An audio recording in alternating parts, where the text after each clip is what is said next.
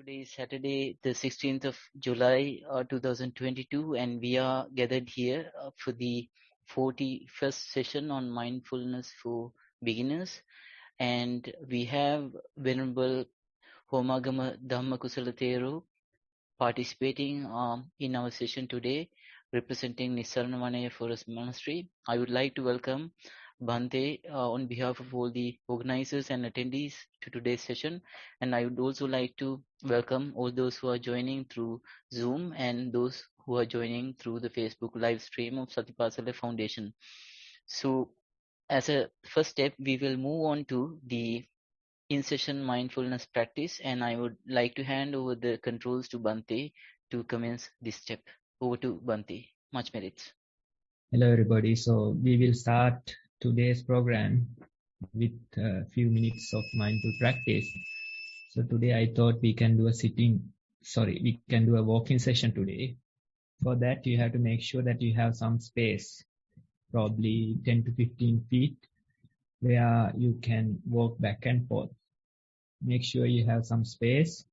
You can clear that space, remove any obstacles that are there. Then you start walking. In a comfortable manner, you walk. While walking, you try to pay attention. You try to be aware that you are walking. Just pay attention and notice what is happening. Notice that your body is walking. That attention we are trying to give. And when we do that, initially you might not feel anything, but when you do it again and again, you may start to feel, you may start to notice various things. Probably you hear the sounds from the surrounding. Then you see things from the surrounding.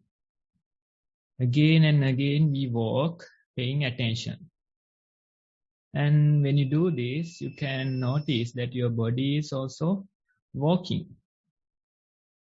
You may feel that your body is walking. Sometimes you may feel the ground, the texture of the ground, the temperature of the ground that you are walking. So we try to be aware that our body is walking. We try to be aware about the present moment. Sometimes you may feel that heel is touching the ground, toes are touching. You notice these things. How the weight is shifting from one leg to the other, you may notice. So we are going to walk in a comfortable manner while paying attention, and we try to notice these things that we feel. We try to be aware about the walking process. Time to time thoughts may appear, but you can become aware that your mind is thinking, planning, remembering certain incidents. With that awareness, you can again bring your attention to the present moment. Again and again, we try to walk in a comfortable manner and try to be present. Try to be aware. So this is our practice during the walking process, that we walk and we try to be aware. We try to be mindful. So I invite all of you to participate in a walking session. We can take about 10 minutes for that.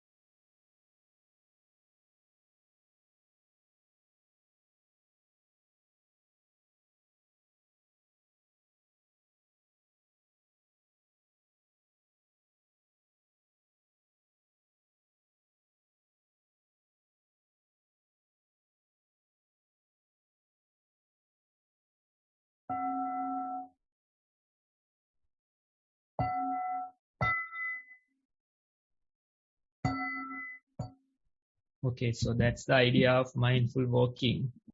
We tried to practice about 10 minutes. You can try this on your own. Take some time, just walk in a comfortable manner and try to be mindful, try to be aware. So that practice, we are recommending you to do it every day, probably 30-40 minutes. If you can do a mindful walking session, it's very good for your mindfulness, for your mental health. So with that, I think Namanta, we can go forward. Yes, Bante, and thank you and much merits to Bante for guiding on that session on mindfulness.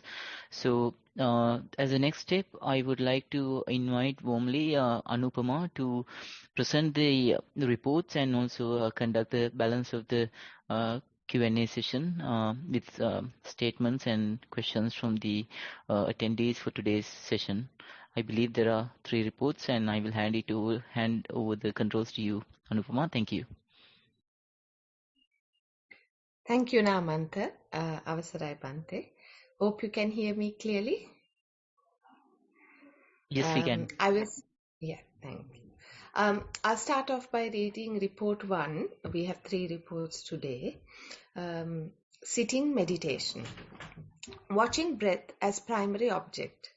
Had an unsettled mind just before meditation. After some thought, proliferation mind settled on breath naturally.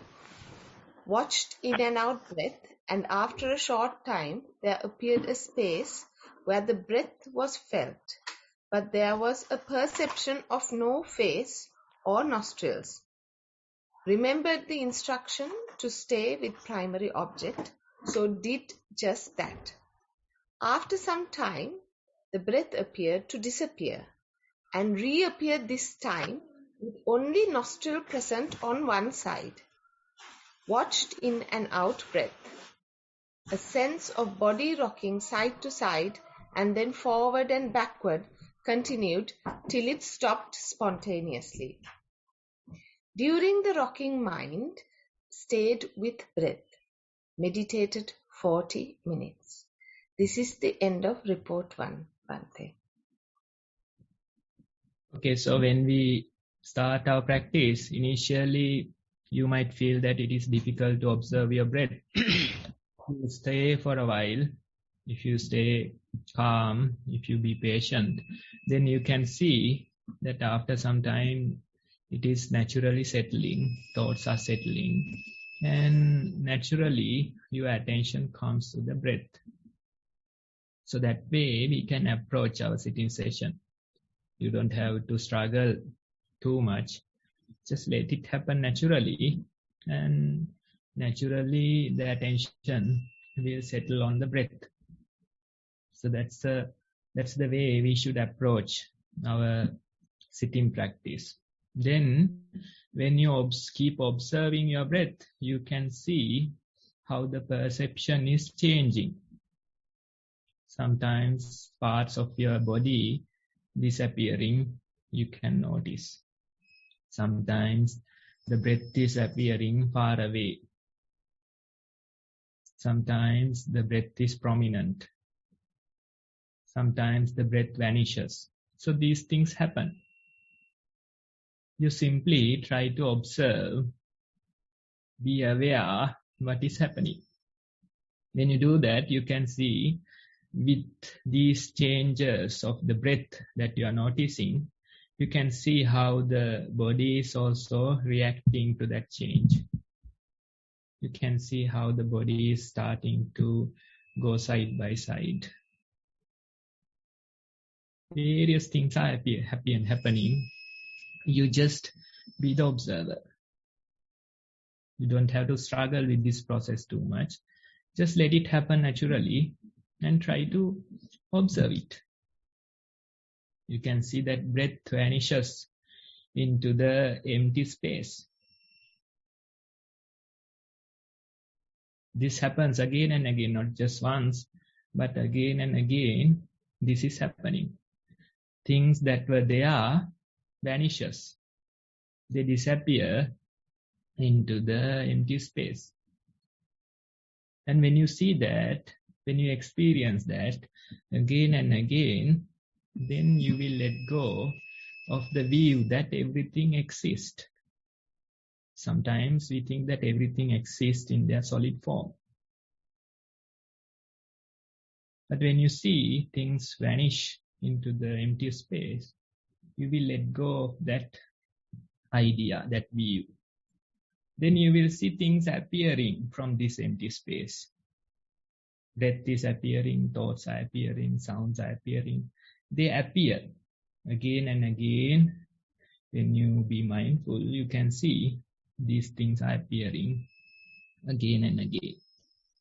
When you see that appearing, when you see that arising process, then you will let go of the view that nothing exists. These things appear, they disappear. They arise, they cease. That's the process that is ongoing. So we let go of the extremes and come to a middle path. We just try to observe again and again without coming into judgment, without coming into conclusions. So it's good that you experience this. Now you have to let it happen again and again for 1001 times. You have to let it happen. When you do that, you will see how your own mind is appreciating this middle path. How your own mind is accepting this middle path. It won't go to those extremes too much. Instead, it will stay in the middle.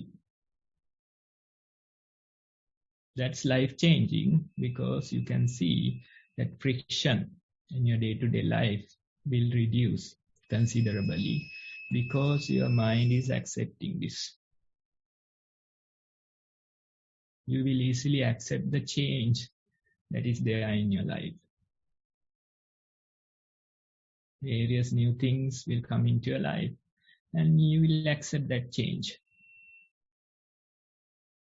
Then things that are there will disappear. They will break. That too, you are able to deal much easily. This is due to the practice that is helping your mind to understand the middle path. Let go of the extremes and come to the middle. So that is happening when you do this. Even without you knowing, that's what's happening. Now you thought that breath is always there. That was your initial view when you started. Now you can see how that perception has changed. Then you thought that this is a solid body. I have a face, I have nostrils. So that was your idea when you started. But now you see how the parts are just disappearing. Although the body is there, I can't feel my face. Certain parts have disappeared. So this experience you have to take. That's why we encourage you to do formal sessions. Try to do walking, mindful walking, try to practice mindful sitting. Those formal sessions will allow you to experience these things more and more. So thank you for sharing, and we encourage you to practice again and again and try to see how this process is evolving.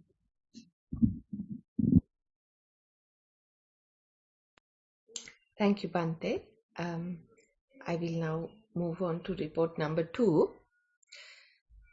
Mindful walking. Walked barefoot on grass at a regular pace. Felt the main movements of feet and shifting of body, weight prominently at first. Also felt the coolness while walking under the shade and sharp heat from the sun on skin while walking on the rest of the path.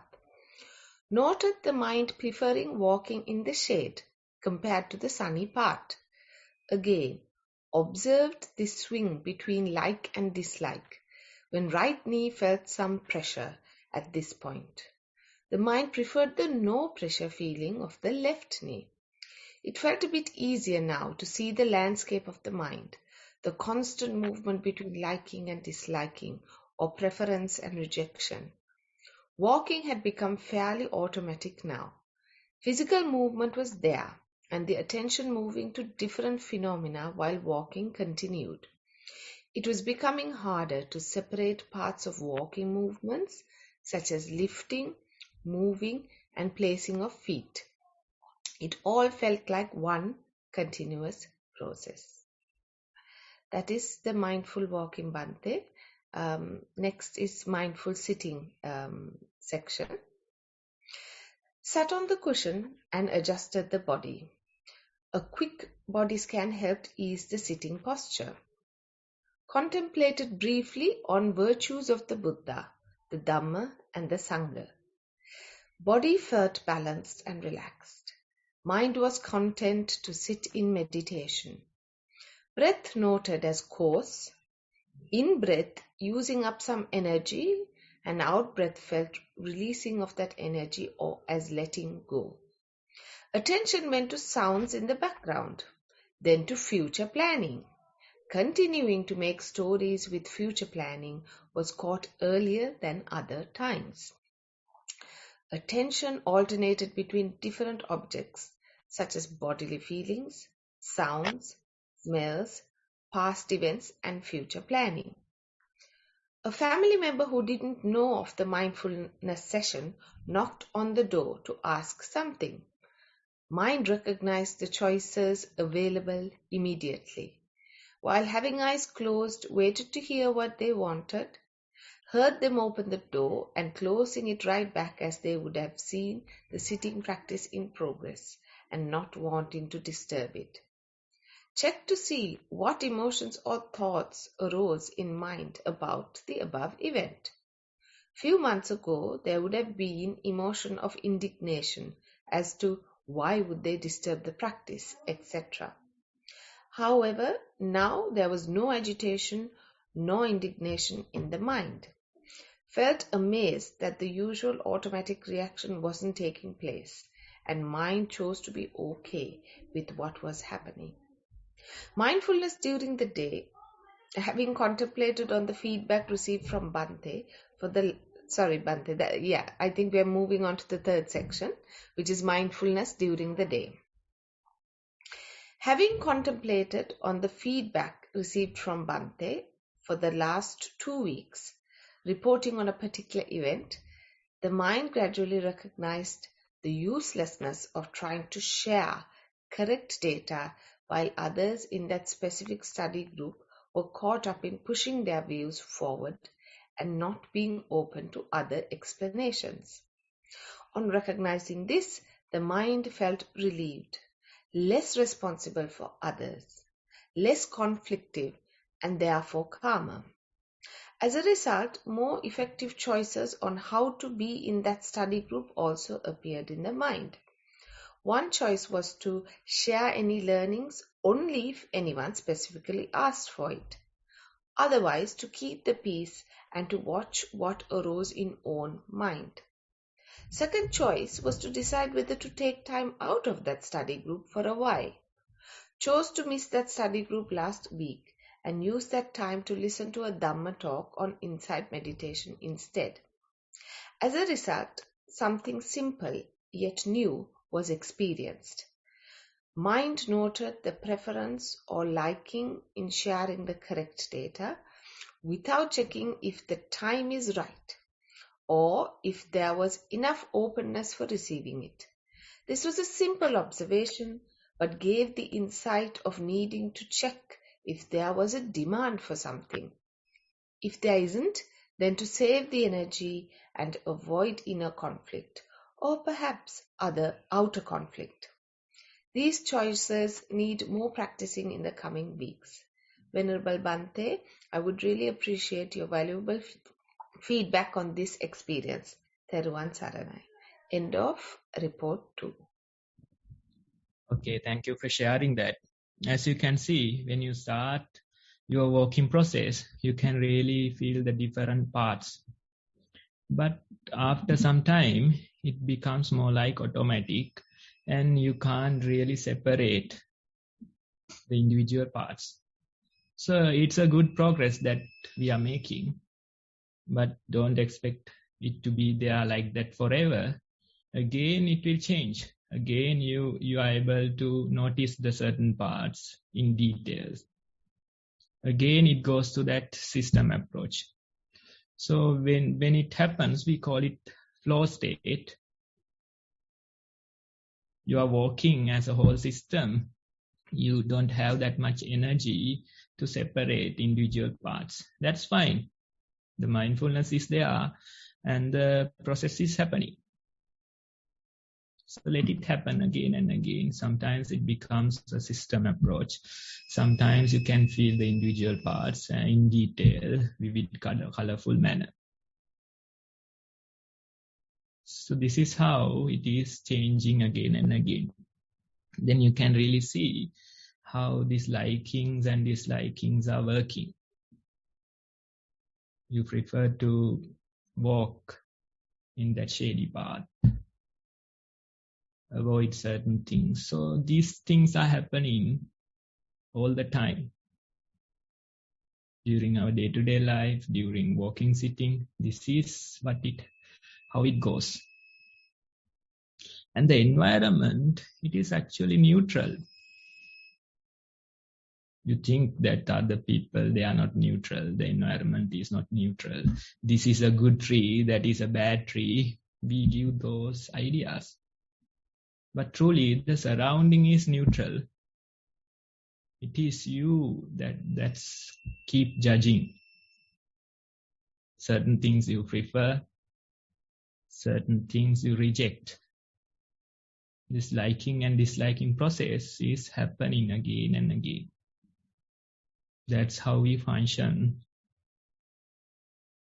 We try to impose these likings and dislikings to this neutral surrounding.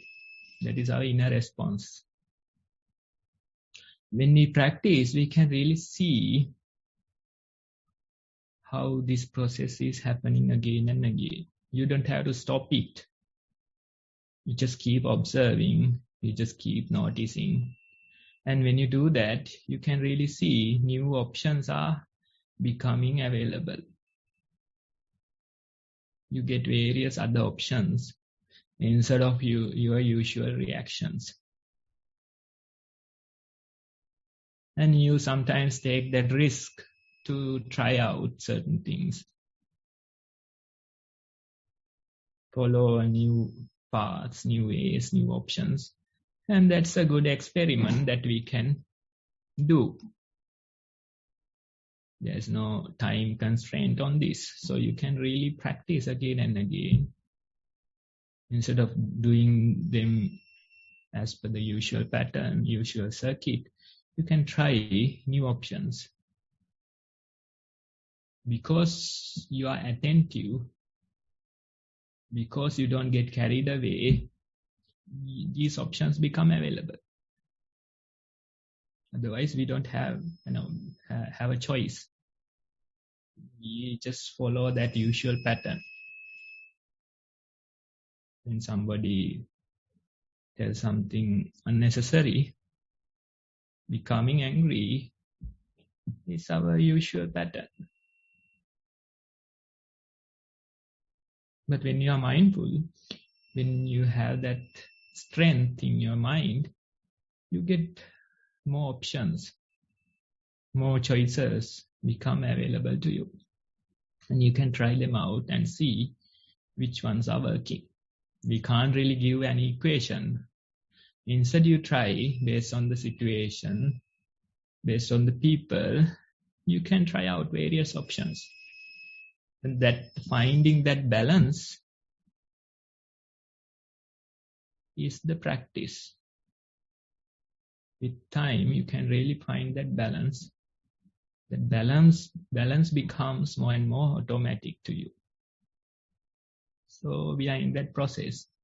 You can see how when you are disturbed, how the usual responses versus the current responses. that change that is happening within you is a silent sermon even to the surrounding. That's why probably without asking anything, that person closed the door and went away, because it was a silent sermon. Seeing somebody in the meditation posture is a silent sermon. There's this story, a killer traveling through the forest looking for animals to kill, and suddenly sees this person or a sage meditating under a tree. So that's killer's mentality is totally different. But still seeing this type of a person sitting under a tree, he won't make that much noise. Instead, he will just go away, avoid that area. Because that scenery, it's giving a totally different vibration. Not the usual vibrations that you get from the world, not the worldly vibrations. So these things are just silent sermons. You can really see how it is influencing your surrounding, the close family and friends that you have. It's a silent sermon, and gradually they too will start listening to that. So this is how we can progress in our practice. Now it's totally up to you. You just share your experience, try practicing again and again. Use your energy wisely and try to see how you can utilize this energy. Because energy is the same. Either you can waste it on unnecessary things, on your likings and dislikings. Either you can use it constructively. It's up to you. Most of the people, they are lost in these things. They build up this negative energy. So it is said that about 80K thoughts we are getting every day, and about 80% of them are negative. So that's where our energy goes. 80% of the thoughts are negative thoughts. And probably we are using 80% or more energy on those negative thoughts. And then we come back and then we complain, I have depression, I need a pill to go to sleep. So that we come and complain, but we don't know how we are utilizing our energy.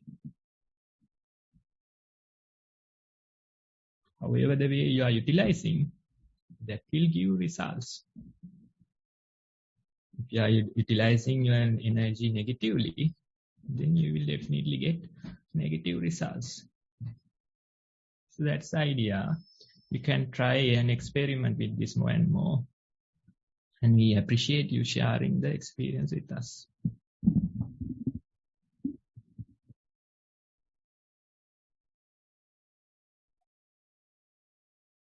Thank you, Bhante. I shall now move on to report number 3, the final report for today. Mindfulness during the day. Came home after a hard day at work. Was aware that the body was very tired and there wasn't much mindfulness in the mind. Usually, I would feel it when there's strong mindfulness. Saw that the house was messy and was in a state. Habitually, the mind started to complain and inner talk began. Why haven't they tidied up? This is unfair. But this complaining mode only lasted for a few minutes, and the awareness was there that this is just a state of my mind and I shouldn't attach to it. Mindfulness returned and felt it strongly, calmly tidied up the house. Soon the mind bounced back to the natural thoughtless state. Did the remaining schoolwork with no difficulty, with a calm mind. Mindful sitting. Sat down to do sitting practice very late into the night. Soon the mind turned inwards. A thought arose, and with awareness recognized it as a thought about the past. There was a long gap between the next thought. Recognized it as a thought about the future. It faded away. Mind became free from all thoughts for a while. Couldn't help but to enjoy the freedom of the mind without thoughts, although there was an awareness that this is just another state of the mind. Felt very sleepy soon in this state.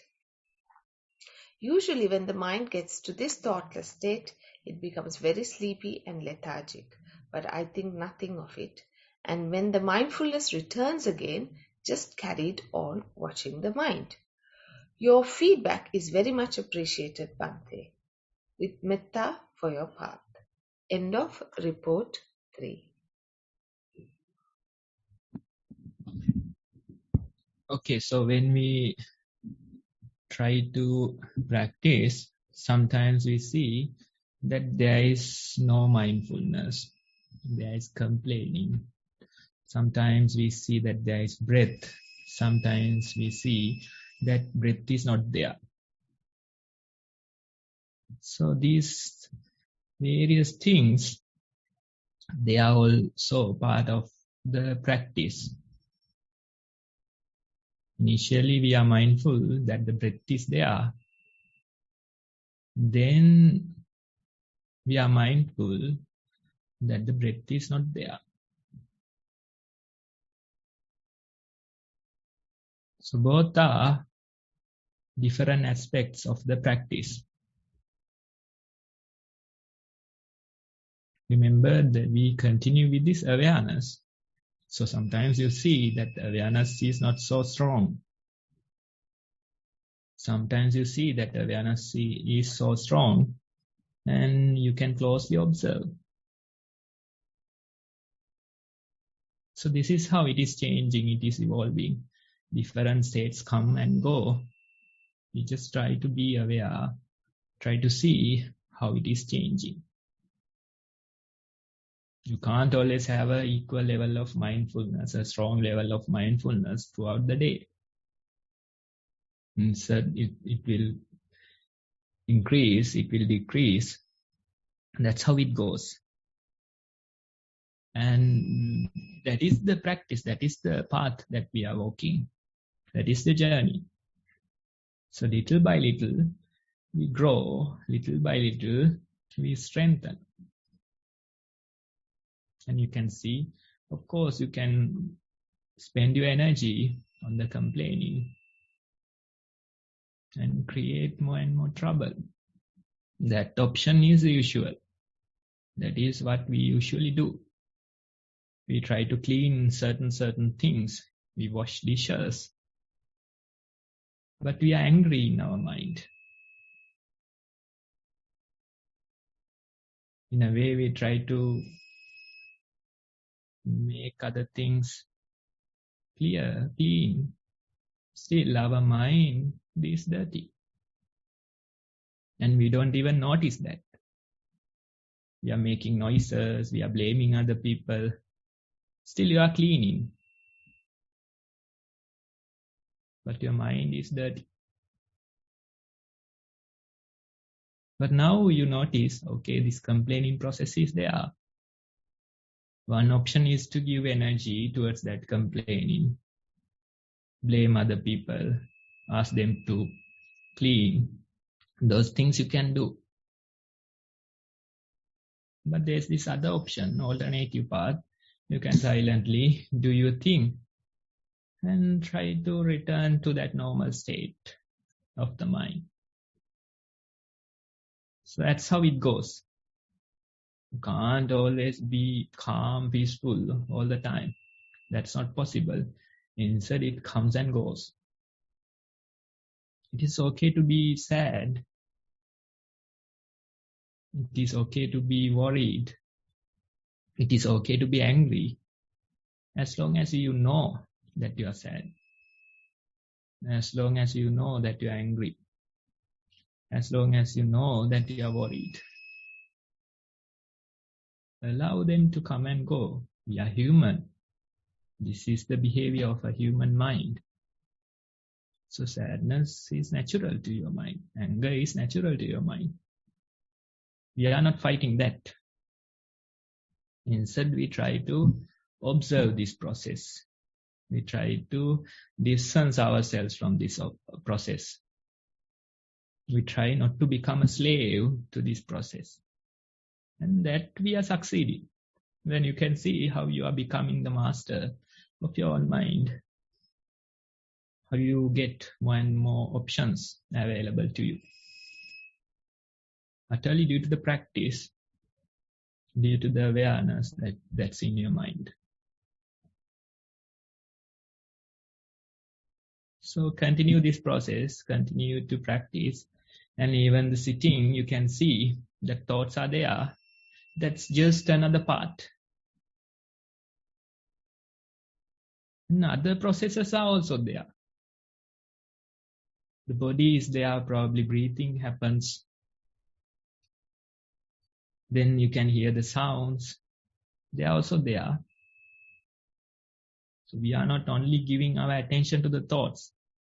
And instead we give attention to the process that is happening. That process is a combination of things. So notice that the body is there, probably breathing happens automatically. Then the thoughts come and go. Notice the entire process. Notice how it is happening. Otherwise, we just wait for the thoughts to appear. That's not the correct practice. Instead, let them come. They will come naturally. You just have to allow that process to continue. Body is apart. Then if your eyes closed, you don't see anything. Still you hear things. Then thoughts, emotions, those things are there. Sometimes you get even smells, taste. So that entire process, we are aware, we are mindful of the entire process. So continue and let us know again.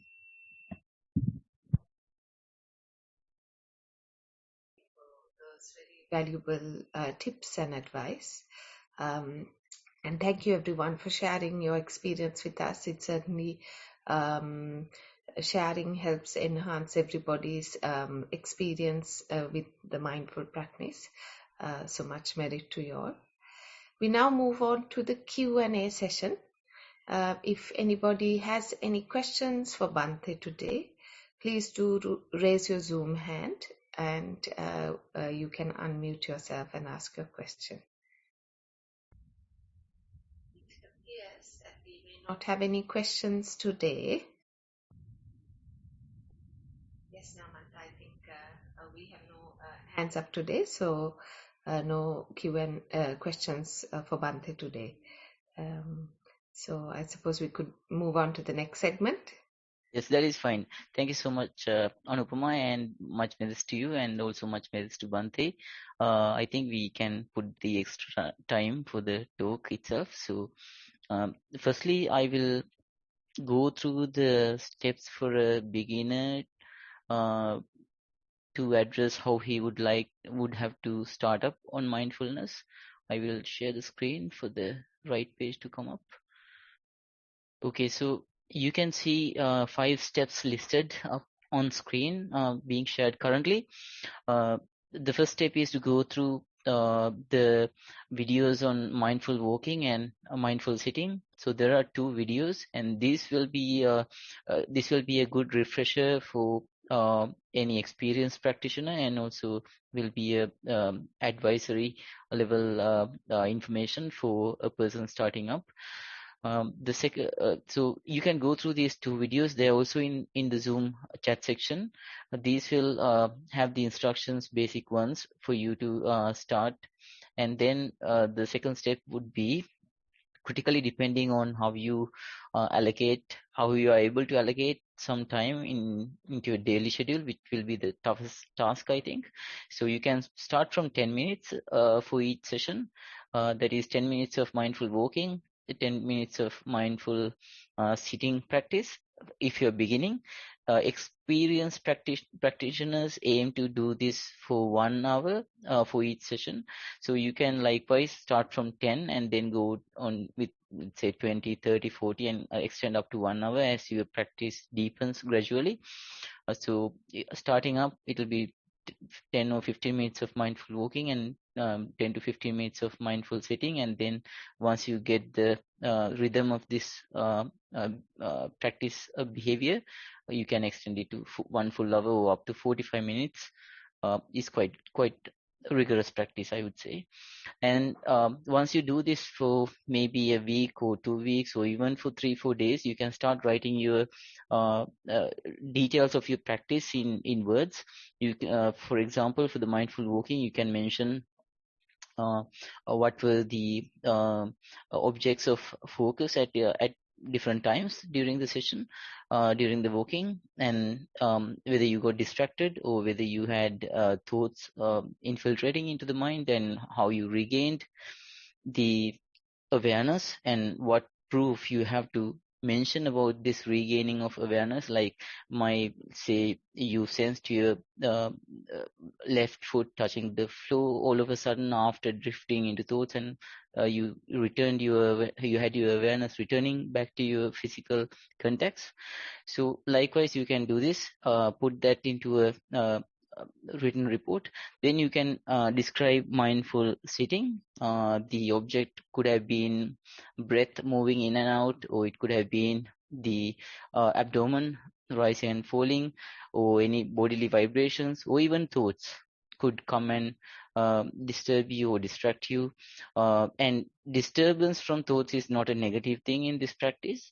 It is just another object to observe, where your breath is an object at one time, and then it goes on to be the thoughts that are drifting along. So likewise, you can put whatever you experience into the report and send it to us. Our program works with a feedback loop, in the sense what you write as a part of your practice will be reviewed and commented on by Bhante with advice to further progress your own practice. So you can put the written reports into the Google form, which is in the Zoom chat section, and send it through to the email beginnersnv@gmail.com, and we will present it like we did today to Bhante so that he can advise you. There are recordings on the link there, past recordings of these sessions, which you can visit and gain more wisdom. There is some ongoing IT website maintenance activities currently, where some of the recordings might not be accessible for the next few days. I believe there could be some recordings which are still accessible these few days. I apologize for the inconvenience, but all the recordings will be available once the maintenance work on the website is completed. So with that, the brief description on the right steps to start up and also to maintain stops here. I will stop sharing the screen. So that is over. Namanta, I believe Anjali has her hand up. Yes, I just So noticed that. Yeah, yes, thank you. Thank you for highlighting that, Anupama. Bhante, there is a person raising the hand. Do we have permission to take a question as part of the Q&A session? If Bhante allows, I'm okay. Okay, that's fine. Okay, Panchani, you can unmute now and speak. Thank you. Hello, Namanta, can you hear me? Yes, I can hear you. You can Sorry, go on. I didn't ask my question earlier on during the Q&A session. I had to take some time to reflect on Bhante's feedback. Bhante, you mentioned that don't allow the thoughts to come. It's not that I'm allowing the thoughts to come. It just doesn't seem to come. After the initial thoughts fades away, it just doesn't seem to come anymore. And even during the day-to-day, like normal life, stay in a place that there are no thoughts. It's very comfortable. Body is very light at that moment. And when you want to take on a focus, you can do that. But at other times, just stays thoughtless. Am I on the right path, or am I doing something that I shouldn't be doing? I mean, I'm not doing anything. This is what the mind prefers. Okay, so it is happening naturally. So allow it to happen. What I said is that you don't have to wait for thoughts, right? They'll come when they come. So you don't have to wait for them. You don't have to ask for them. If they are not there, that's fine. You are peaceful. It is comfortable. So stay in that comfort. Appreciate that peace. And once in a while, the thoughts will appear. When they appear, of course, you can be aware. Okay, this is happening. I'm planning, thinking, like that. But if you start waiting for thoughts, expecting them to arrive, then that's not the correct practice. Instead, be there with the state of your mind, whatever it could be.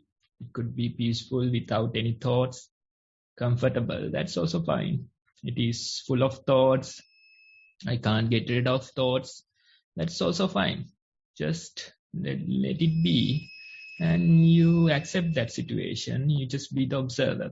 That's the idea of the practice. Otherwise, some people have this idea of observing mind. And they are waiting for the thoughts to arrive to do the practice. So that waiting thing is creating some kind of a confusion in their practice.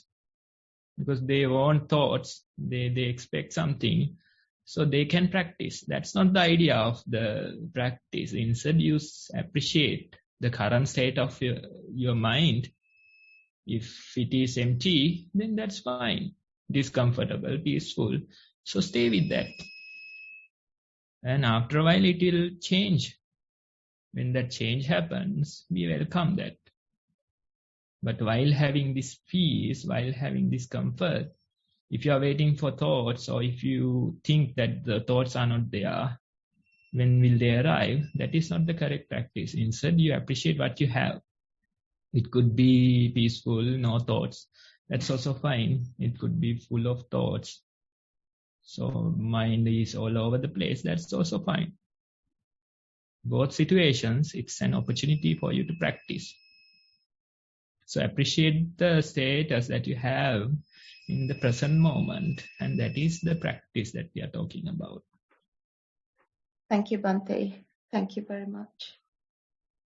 Thank you for that question, Panchni. Bhante, I would like to invite Bhante on behalf of all attending to commence with the talk on mindfulness scheduled for today. Much merits, Bhante. Okay, everybody, I think we can take some time to discuss a little bit more about the practice, about the mindfulness that we are doing, right? So let me start like this.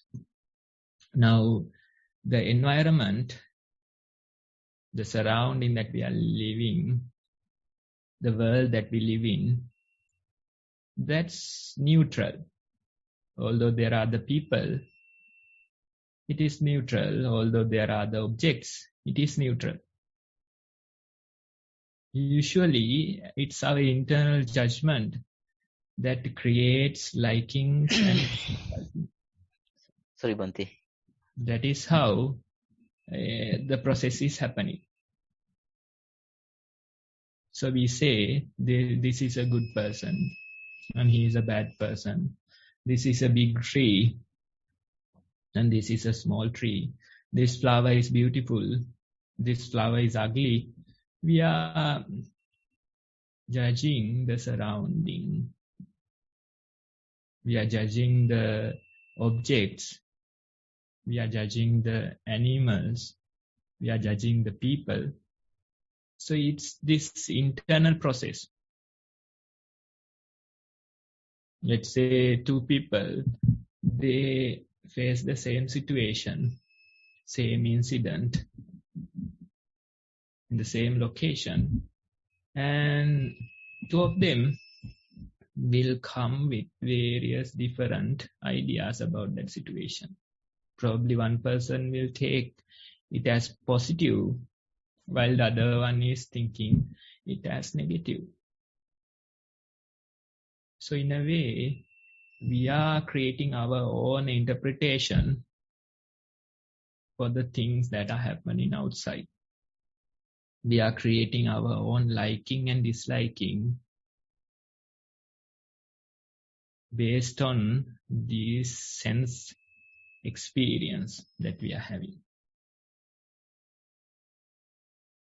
The origin of the sense experience was the same thing, same situation, but two people interpret it differently. They will come with two different interpretations.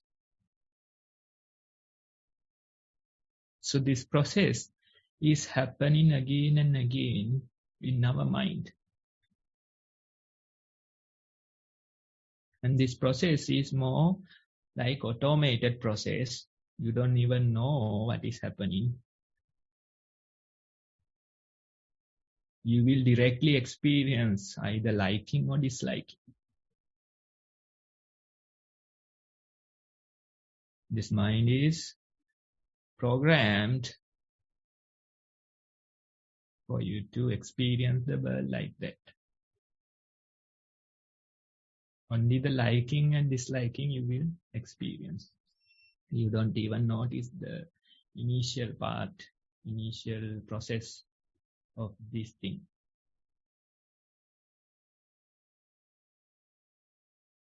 And one person will start complaining, while the other person will start appreciating the situation. So this is how it works. That's why I said earlier even about 80% of the thoughts are negative. And we spend so much of our energy on these negative thoughts. We hold them maybe for minutes, hours, or days even. But there are positive things as well, but usually they don't grab our attention. They don't last. So this is how you are spending your energy. That negativity, we are empowering again and again. And as a result, you will get more and more negativity. No other person is doing it. It's the process of your mind. And you will get similar results. So when we start our practice, the practice of mindfulness, it's a huge project. It's a huge project that we are trying to change the behavior of this mind.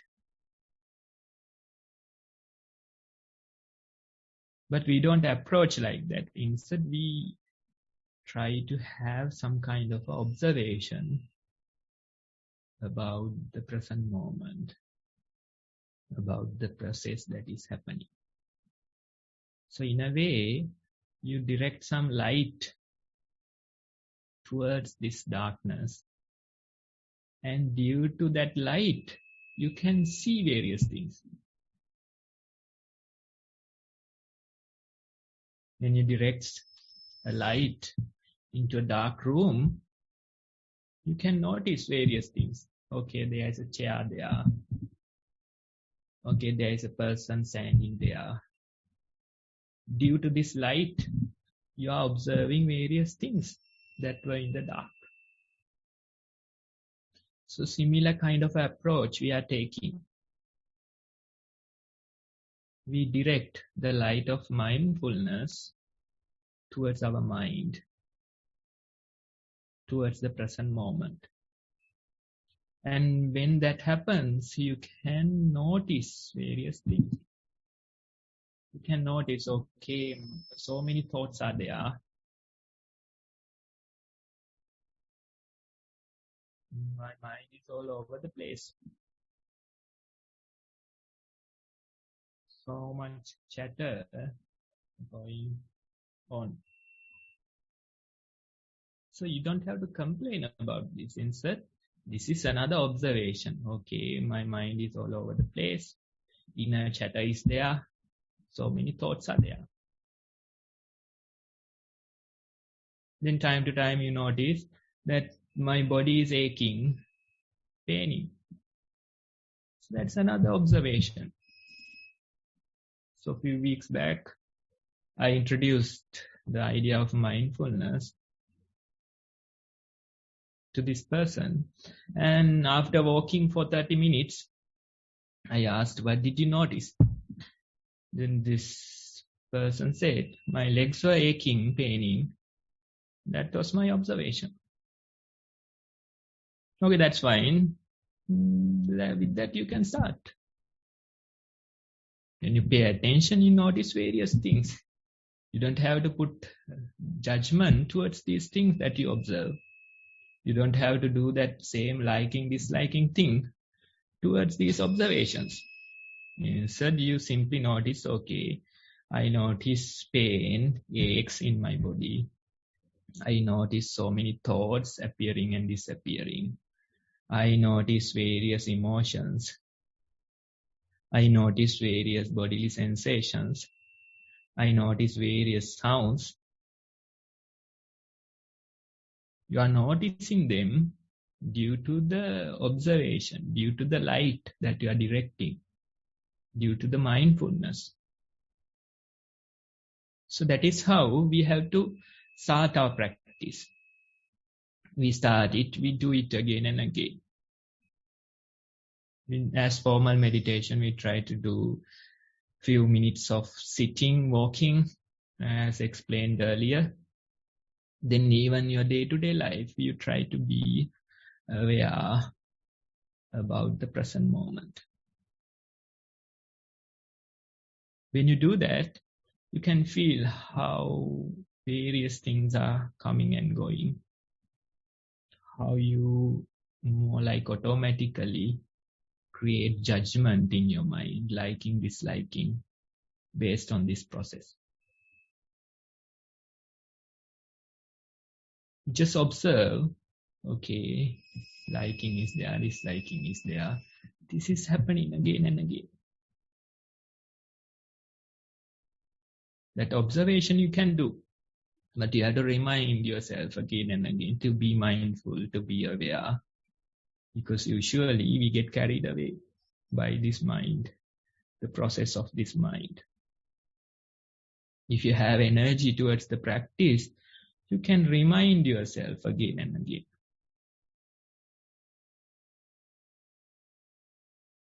Some people, they start their day with a determination. Okay, I will be mindful throughout this day. The entire day I will be mindful. Then they come back and they say, I started my day with that determination, but it lasted only like 5 minutes.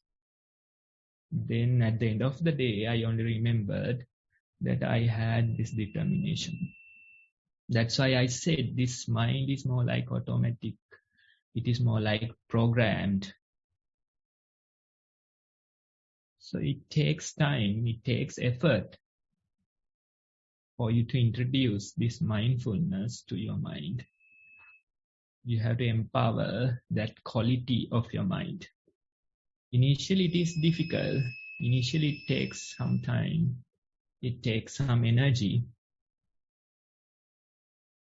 But when you do it again and again, when you do your formal meditation, when you do your day-to-day approach, then you realize with time, this quality of mindfulness, this quality of attention becomes automatic to your mind. Now these new circuits are working. Now, they have done some research, brain scans, and what they have noticed is that when you are mindful, you are fully alert. Your brain is fully alert. But there is no bias in your brain. Usually when there is a bias, when there is liking, disliking, certain kind of a vortex is there.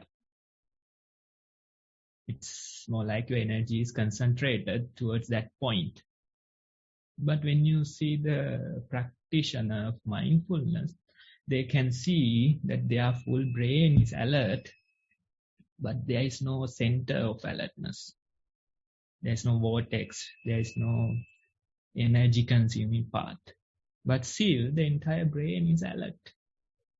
So this is a totally new circuit, a new capacity that we are talking about. So that circuit, that capacity, it becomes also automatic. We are, in a way, reprogramming our brain. Instead of having those likings and dislikings and spend our energy on those things, we try to reprogram. We try to practice this alertness. And you can see your whole brain is alert, but still there's no center.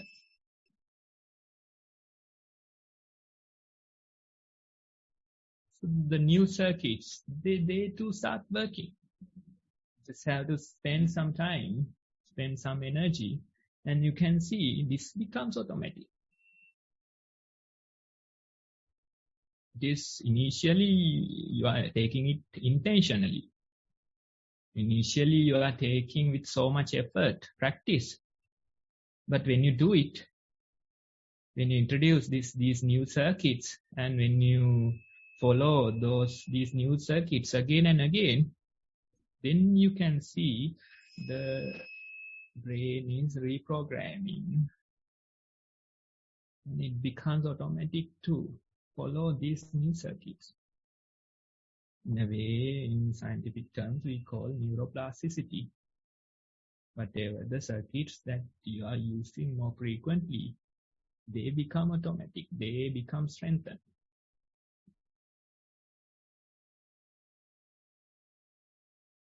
So the quality of attention, mindfulness, that too will come naturally to your mind. That is why some of you in your reports you mentioned that I keep practicing, and during my day-to-day life I can see that I am naturally mindful.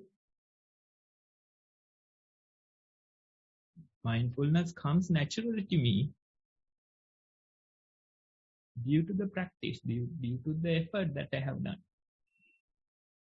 So that's a good achievement. Because you know why? When you are sick, when you are in a trouble, when you are on your deathbed, you can't try and practice, right? When there is so much aches, pains in your body, you can't try to be mindful. Instead, you should train yourself beforehand and reprogram your mind. So the mind is naturally mindful. And when that happens, you can really see whatever the situation you might be in, this practice will be there to help you. You are burning with anger and you are about to hit somebody, and suddenly you become mindful. Okay, I'm in this situation.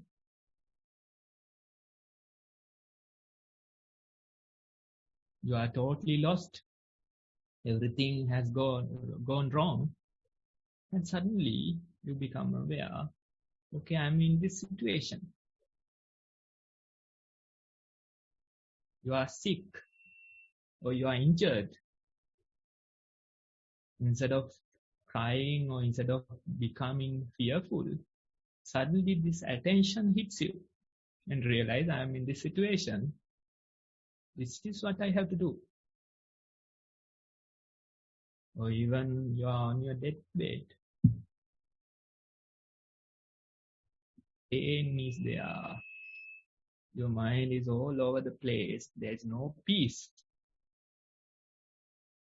But still, you can be mindful. You can be aware. Okay, this is what I am experiencing. Don't expect to finish your life with so much comfort and ease.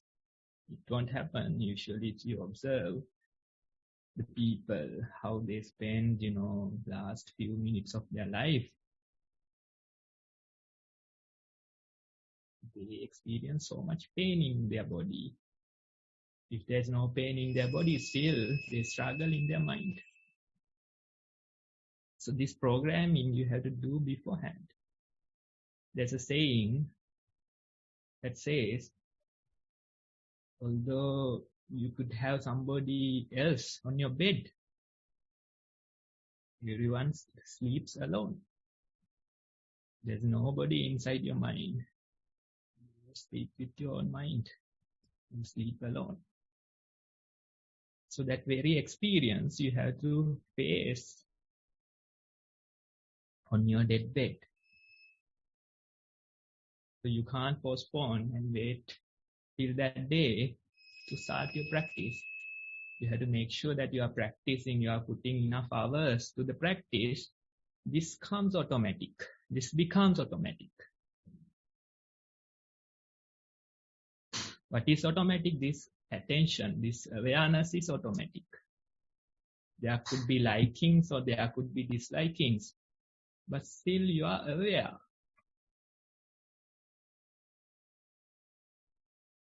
If you if you hold on to likings, then you are in trouble. If you hold on to dislikings, then you are in trouble. So both extremes, you have to let go. So even last week we discussed this point. Yeah, we understand that disliking that we don't like. We want to get rid of that extreme. But how about the likings? Likings also, it's two sides of a coin. So if you hold on to likings, you are in the same trouble, same confusion. Because due to these likings, dislikings will come. You just have to wait for a while till you turn it around. And suddenly you realize due to the likings, now the disliking is there. You have something that you appreciate. Once it is broken, pain is there. Because of that same object. So you can hold on to likings or you can hold on to dislikings. Still, you are in the same struggle. So that's why I say, when you're mindful, you don't give in to the likings. You don't give in to the dislikings. Instead, you know that they are there. You don't try to stop them. You don't try to get rid of them. Instead, you accept that they are there. You try to be aware that they are there. And with time, when you do this practice again and again, you realize that you are not giving so much weight. Your mind is not giving so much weight to these likings and dislikings. More options, more choices become available to you. If you are giving so much weight, then you get carried away due to that weight and you don't see any other option. To anger, you react in a certain way. To lust, you react in a certain way. To jealousy, you react in a certain way. No other option, no other choice. But when your attention grows, when your awareness grows, you let go of these likings, dislikings. You don't hold on to them so much as you used to do. And when you let go, even a little bit, you can see more options become available to me. More choices become available to me. You are not giving so much weight towards these things, towards these likings and dislikings. Instead, you are giving the proper weight, I would say. It's a very little concern. It's a very little weight that we really should give to these thoughts and emotions, these day-to-day difficulties that we experience. So in a way, you are giving the proper weight. Why? Because due to the practice, you understand the real potential of this mind.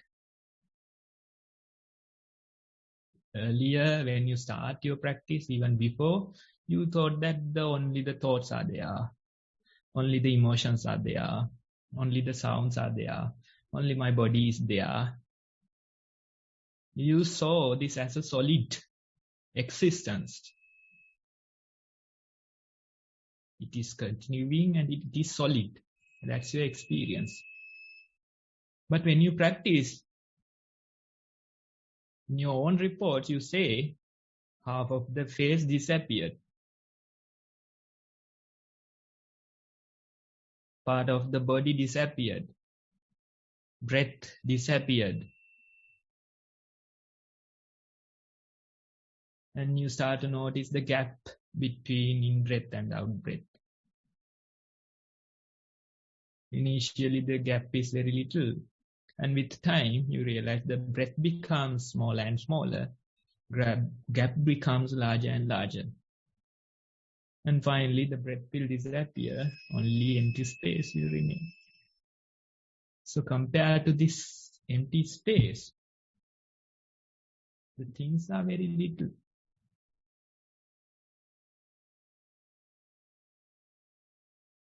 We don't give the proper weight to these things. We don't give the proper weight to the thoughts, emotions that we experience. We think that's our world. But when you experience the real potential of your mind, you start to notice that these things are only a small part of this mind, of this existence. There's a larger portion that we don't even know.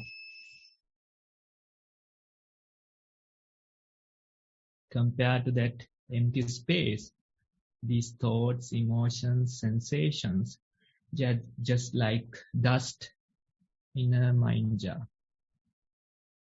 Those dust particles, they just come and go. Sometimes they cloud the entire bottle. Sometimes they settle and the clear water appears. So that type of a deep understanding you will get in your mind. When you understand, when you experience that more and more, you can really see the things that are there, they become less and less valuable. You are giving less and less weight towards those things.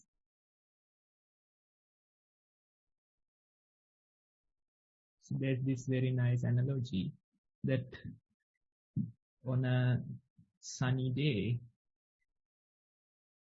red hot burning sun is in the middle of the sky.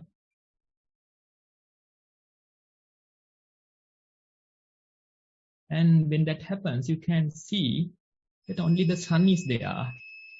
No other objects are there in the sky.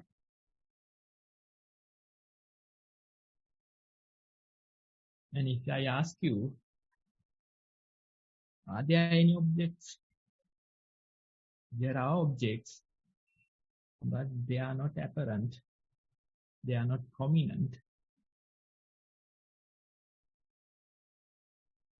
The stars might be there, Moon might be there, other objects might be there, but they are not prominent due to the appearance of the sun, due to the appearance of that burning red sun in the middle of the sky. So similarly, when you see your potential, the real potential, you don't go after these little things.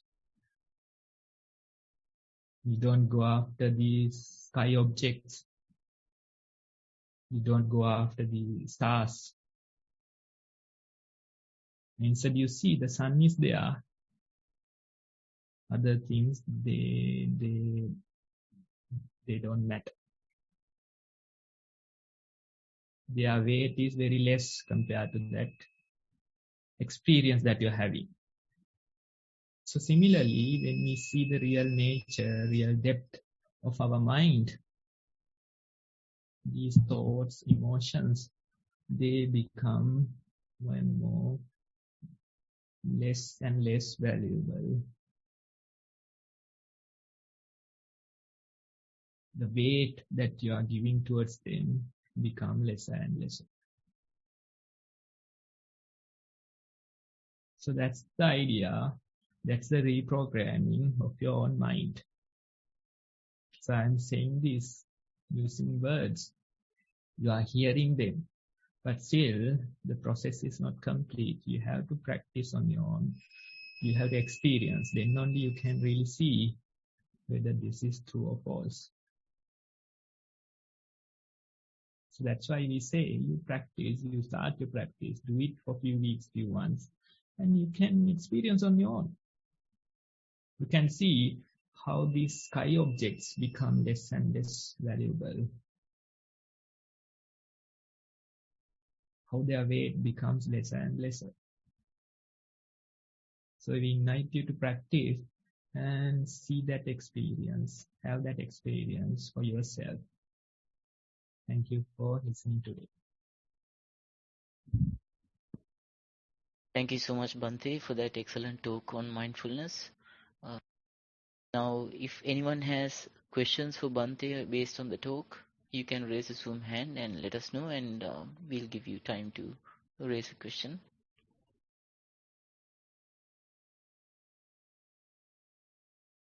Yes, I can see Samantha raising hand. You can present your question now, Samantha. Thank you, Namantha. And thank you, Bhante, for that really interesting talk. I find that very useful and helpful. I was just wondering, so in the process of being mindful, for me, my thoughts tend to get in, obviously, continuous thoughts tend to get in the way, especially during the day when I'm not meditating or focusing on an object. And then sometimes, you get carried away with the thoughts or boredom, and then I would lose my mindfulness. So I was just wondering, so with the continued practice, as Bhante mentioned about focusing on the, anchoring my practice on the breath, and if I were to keep on doing that, practicing during the walking session, and then the focusing on my breathing meditation, eventually would the thoughts lessen, and in turn that would lead to an increase in my being more mindful throughout the day, and just generally being mindful. So really what I was trying to say is, like, by continued practice on the breathing, am I lessening my thoughts as well? Am I increasing my mindfulness doing that way? Because it was interesting that in the Noble Eightfold Paths, it comes as in order of right effort, right mindfulness, and right samadhi. So all three in that order, or it just sort of like after samadhi, and then you go back into being mindful, increases. That's my question, Bhante. Thank you. Okay, now the question, I would like to show two parts. Now, when you pay attention to your breath, when you keep observing your breath, you are not following usual thought processes. So in a way, observing breath helps to reduce the thought processes. You are not encouraging them. You are not following them. Instead, you give your energy, attention to something else, a new circuit. Instead of the usual circuits, you try to follow this new circuit. That's one side. Yeah. Right? But when we observe breath, that mindfulness, it's just a single moment of mindfulness. Just a point of mindfulness. So that's how the practice starts. You have few moments of mindfulness. You start, observe few breaths. You observe few steps. Just few moments, few steps, right? But you have to be skillful to continue your mindfulness. To have continuing mindfulness in your mind. That needs skill. That's why I said you have to be skillful to do that. How to maintain continuous mindfulness? Now the thoughts will appear. Sounds may appear. So based on your statement, we can't really continue because the thoughts are there. The sounds are there. But you have to recognize that you are telling that I observe thoughts. I observe sounds. That very awareness is the practice. So due to the practice, you are observing so many thoughts, so many feelings, emotions, so many bodily sensations. It's not only the breath that you come to be aware. So this is how you can continue your mindfulness. That's why I said you need skill. You need to be skillful in your practice to continue that mindfulness. Otherwise you earn, but you don't know the way of saving. You earn, you let it go. You earn, you let it go. There are no savings for you. You have to earn and you have to be skillful to preserve it, to save it. That skill is lacking in most of us. So even walking hour, you are mindful. Sitting hour, you are mindful. How about the rest of the day? 22 more hours are there, no? Including the sleeping time. So if you just let go of the practice, then what will happen? 2 hours of mindfulness versus 22 hours of unmindfulness. So we are not skillful in our practice. We don't know how to preserve what we earn. That's a problem. So that's why we say, try to be aware throughout your day. Try to see, can you be aware while brushing your teeth? Can you be aware having your meals? You take your plate and go sit in front of a computer or a TV, then we can't talk about this. But watch TV, that's fine. Do things in your computer, that's fine. But have separate time for 15 minutes for my meals. Then when you walk, probably during the day you are walking few kilometers. The various tasks you are walking. So can I be aware that I'm walking? Instead of thinking about the destination, instead of thinking about the task, can I be aware that I'm walking? Probably you are wearing shoes, that's fine. can I be aware? When you take a bath, can you be aware that you are having a bath? You feel the water, you feel the temperature of the water. So that is how you become skillful in your practice. So that single moment of mindfulness helps. But you have to make sure that you are continuing your mindfulness. That part is difficult. Object of attention may change, but your attention can continue. That is why we say you have to be skillful in your practice. Otherwise, you are hardworking, you are earning, but you don't know how to preserve it. So try to understand that part. If with mindfulness you become aware that there are thoughts, with mindfulness you become aware that these emotions are there. We don't try to get rid of them. Instead, we become aware. As soon as you become aware, you don't fuel those thought processes. You refrain from it, and that will help to reduce their energy. To get rid of those usual paths that we have programmed millions of times. So try and see. Try to change the definition of your practice. Try to change the words that you are using to report. That very approach will also help. You can't say that the thoughts are disturbing. Can I get rid of thoughts? By doing this, can I do that? That's not the way to approach. Instead, you can say in a winner's voice that I observed so many thoughts in my day-to-day life due to mindfulness. I was skillful to be aware during these difficult times. That's the real approach that you have to take towards the practice.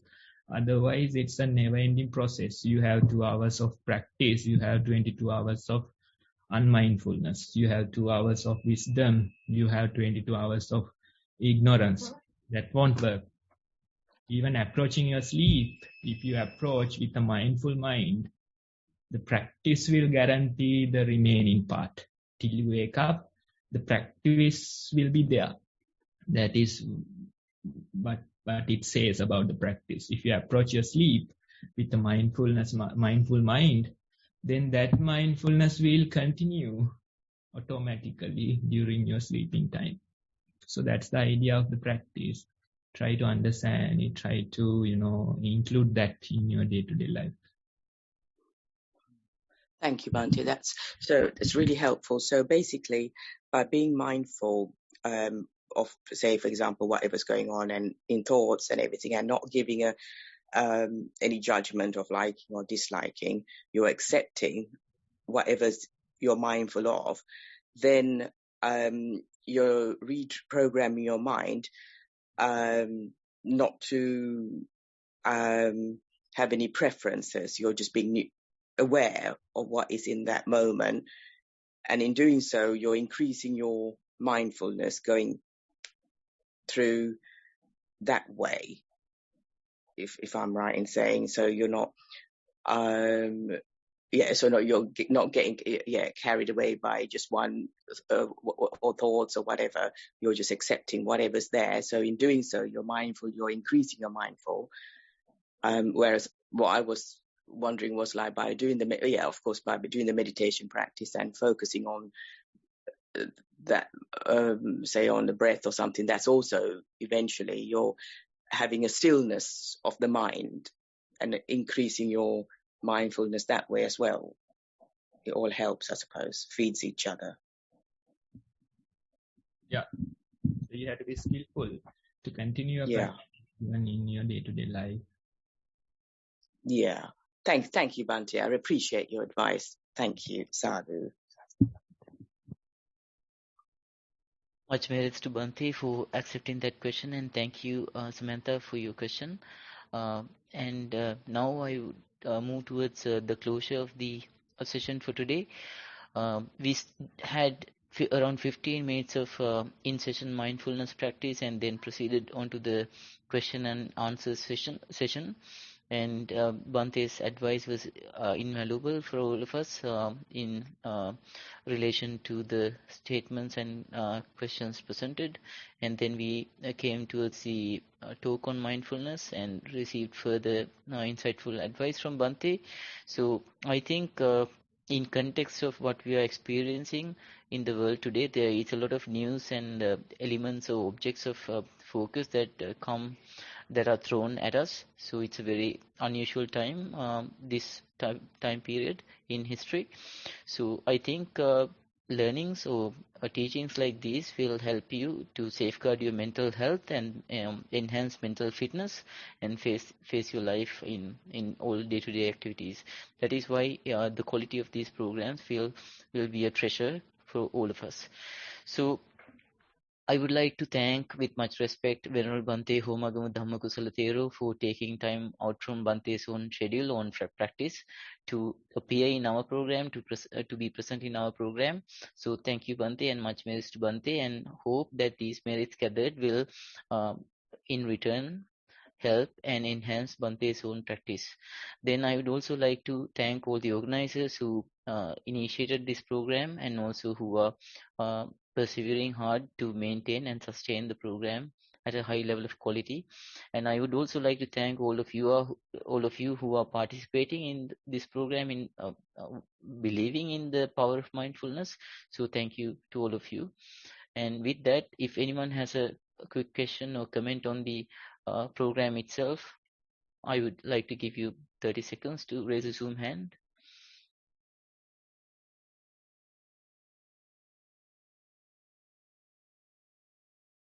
Okay.